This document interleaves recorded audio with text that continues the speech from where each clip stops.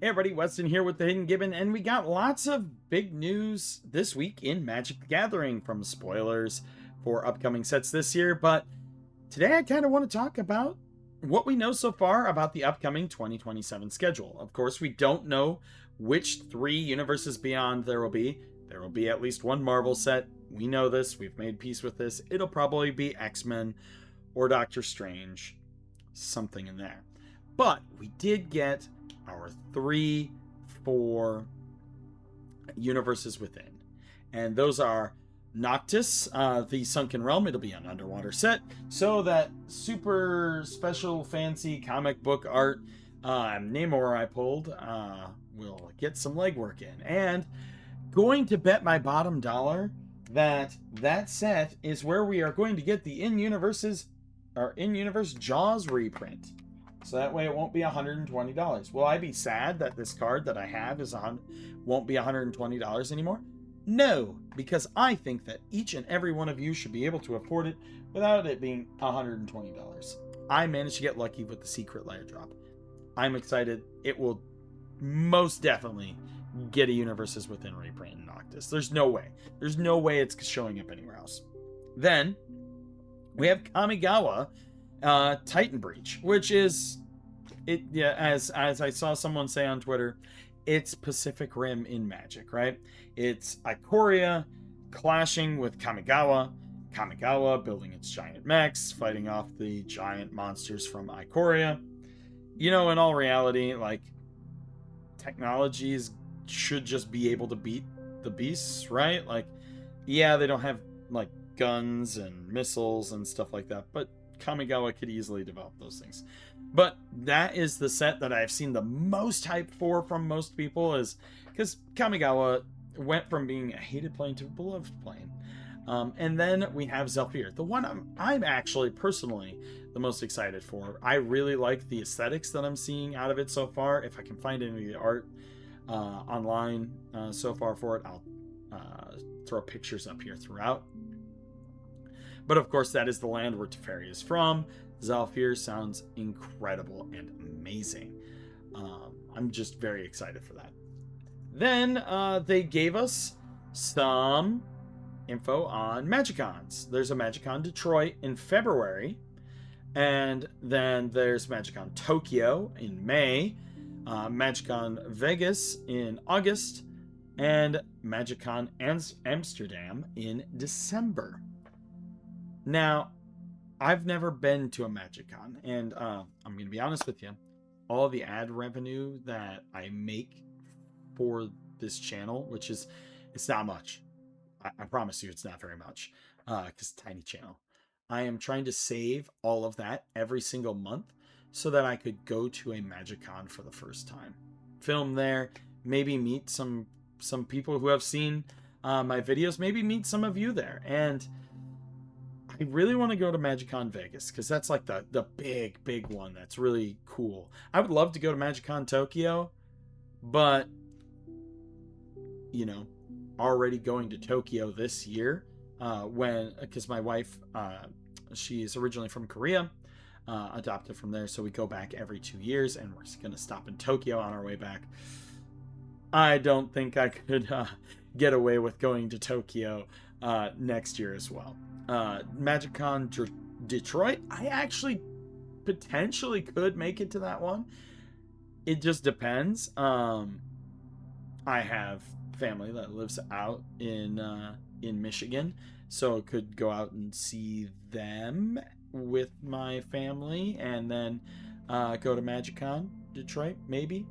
I'll talk to my wife about how scheduling and finances work, because we are working class individuals, right? Bills, our child, groceries, all of those things come before the channel, before MagicCons, before cards, pretty much before anything. But I'm very excited for all of these. Let me know I actually want to know how many of you have been to a MagicCon. How many of you would love to go to a MagicCon? If I went to a MagicCon, would you guys want to sit down and play with me? Full disclosure, I sound a lot more confident on the internet than in real life.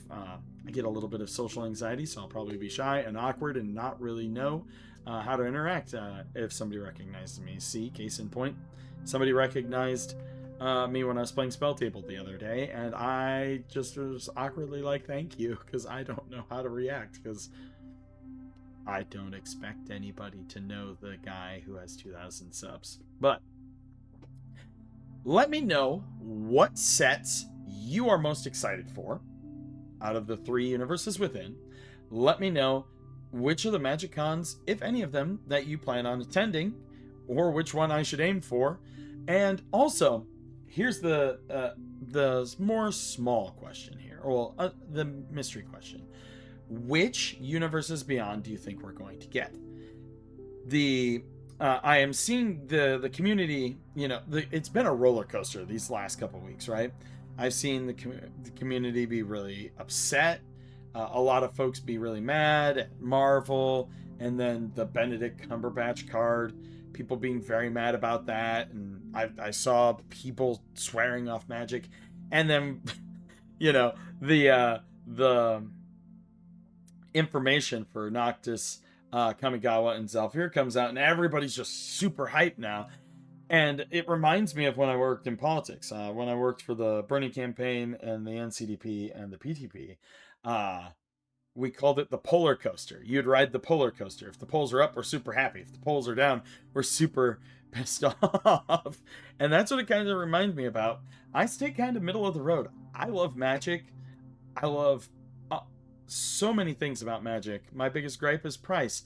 But I will love Noctis, Kamigawa, and Zalfir. I like the concepts for all of those. And then for universes beyond, like, I don't think I've ever actually hated a universes beyond a thing in recent memory, since I've kind of grown in my opinion. But I think we will get a Marvel set. I think this is all right. So other properties besides Marvel, we know we're getting a Marvel. I think that Game of Thrones could be made, because there are currently 2 shows in production, right? There is the House of the Dragon, and then there is A Knight of the Seven Kingdoms, and then the original was incredibly popular. It has a very, very expansive lore, a very expansive cast of characters. It's got dragons, it's got zombies in it, right? And you could easily do essentially the Ravnica guilds, but as the houses, right? You could have red white for House Lannister. You could have white green for Tyrell. You could have red green for somebody. The North. I don't know. What would you make House Stark? So I could see Game of Thrones. I could see either the Elder Scrolls or Fallout making a return. We have the Fallout show. There's just been all these big announcements about forward progress with those things. I don't think we're gonna get another Lord of the Rings set. If we do, it'll be like the Silmarillion, and it'll be a few years down the road. I think potentially Legend of Korra, because having 2 Avatar related sets in standard makes sense. So that way you could potentially expand upon earthbending, airbending, waterbending, firebending, and get there that way. What are some other ones? We won't see Zelda for a few years, because Hasbro did just sign a deal with Nintendo for Zelda, like The Legend of Zelda, but it takes a while to produce a Magic set. So while that deal is announced now, we haven't seen it. That's kind of like how last year there was an announcement for Hasbro partnering with K-pop Demon Hunters. We have not seen a secret lair or anything with that yet. And that makes sense, because it's going to take a while to get those designed, in production, art, etc. So we'll probably see them next year, right? Maybe later this year, but I would guess next year. Also, if they do come out with that, wish me luck, because I have to at least try to get 2 or 3 of that secret lair, because I like it. I want a set to play with. My wife loves K-pop Demon Hunters, and then one that I would keep sealed for my daughter for when because she loves it as a kid here. And if she grows up and wants to play, right? I would save one for her. But yeah, let me know what universes beyond you think might be coming. As always, I'm Weston with the Hidden Gibbon. Let me know what you think, what Magic has in store for 2027, and I hope you all have a wonderful night. I'm going to go to bed now, friends. Have a good one.